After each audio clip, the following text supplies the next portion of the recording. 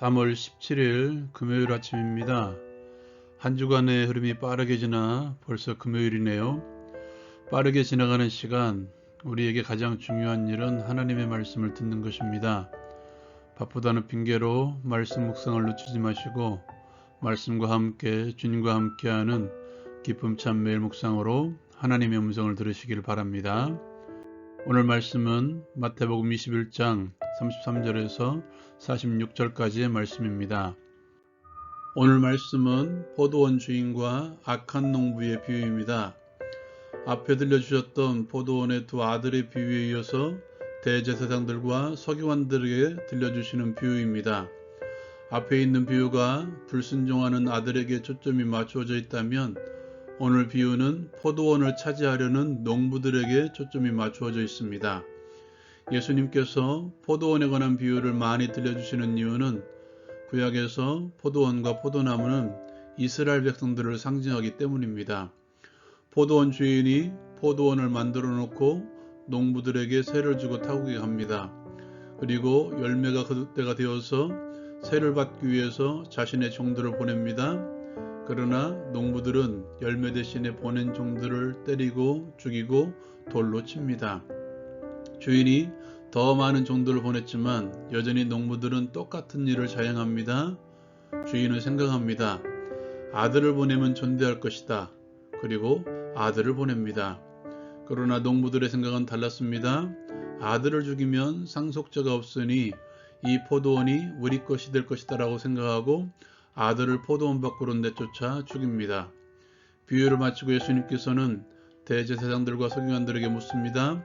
주인이 이 농부들을 어떻게 하겠는가? 그들은 대답하죠. 악한 자들을 진멸하고 포도원은 열매 맺을 만한 다른 농부들에게 세를 줄 것입니다. 그들의 대답을 들은 예수님께서는 시편 118편 22절의 말씀을 인용합니다. 건축자들이 버린 돌이 모퉁이의 머릿돌이 되었다라는 말씀으로 건축자들은 종교 지도자들을, 버린 돌은 예수님을 상징합니다. 이 말씀의 의미는 이렇습니다. 너희가 나를 버렸지만 나는 머릿돌이 되었다. 너희가 나를 인정하지 않고 성전 밖으로 내쫓아 나를 죽이고 버렸지만 하나님께서는 나를 살리시고 망해가는 성전이 아닌 참 성전의 기초가 되게 하셨다라는 말씀입니다. 그리고 이 돌 위에 떨어지는 자는 깨어지고 사람에게 떨어지면 가루로 만들어 흩을 것이다 라고 말씀하십니다. 하나님 나라를 너희는 빼앗기고 열매 맺는 백성이 받을 것이다 라고 그들에게 선포합니다. 그들은 이 비유가 자신들을 가리킴인 줄 알고 예수를 죽이려 하지만 무리들이 두려워 감히 하지는 못합니다. 이 말씀을 통해서 함께 나누고 싶은 것은 그래도 지구는 돈다 라는 것입니다. 이 말은 갈릴레이가 한 말이죠. 하나님께서도 우리에게 똑같이 말씀하십니다. 교회의 주인은 하나님이시다라고 말씀하십니다.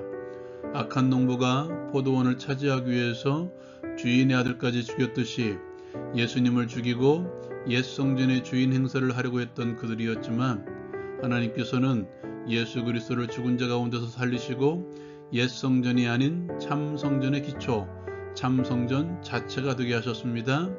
죽으시고 부활하신 예수님이 성전이신 것입니다. 그리고 우리는 그 성전의 주인이 아닌 성전을 세워나가기 위해서 세워진 지체들일 뿐입니다. 우리에게 가장 필요한 것은 청지기의 마음, 종의 마음입니다. 열심히 봉사하고 충성해야 되겠지만 우리는 당연히 할 일을 한 종일 뿐입니다. 종의 마음으로 교회를 섬깁시다. 종은 대가를 바라지 않습니다. 할 일을 한 것뿐입니다. 두 번째로 역지사지의 마음입니다. 악한 농부의 비유를 마치고 예수님은 묻습니다. 이 농부들을 어떻게 할 것인가? 그들은 대답합니다. 진멸해야 됩니다. 그리고 다른 열매 맺고 바치는 사람에게 주어야 됩니다. 그들이 왜 이렇게 말했을까요? 그 비유가 자신들을 가리키고 있음을 몰랐기 때문입니다. 자신들이 그런 사람인 줄 몰랐기 때문입니다. 사람은 자신을 보지 못합니다. 그러나 다른 이들의 허물은 티끌 하나 같은 것이라도 볼 수 있습니다. 그런데 문제는 그 일을 자신도 하고 있다는 것을 모른다는 게 함정입니다. 비판하기 전에 먼저 나를 보십시오. 같은 잣대로 나를 먼저 판단하십시오. 다른 이들을 판단하지는 말아야 되겠지만 나 스스로는 자신을 판단할 수 있어야 됩니다. 말씀이라는 거울로 끊임없이 나를 먼저 판단하십시오. 그리고 다른 이들에 대해서는 아버지의 마음으로 돌아보십시오. 비록 악한 농부들이었지만 아들까지 보내서 기회를 주신 아버지의 마음, 자신의 재산을 가지고 타국으로 떠난 둘째 아들을 끊임없이 기다리는 아버지의 마음으로 형제를 돌아보십시오. 예수님의 말씀처럼 2번, 3번, 7번씩 70번이라도 그들을 기다려 주십시오. 열매 맺을 때까지, 그 열매를 가지고 하나님께 영광 돌릴 때까지.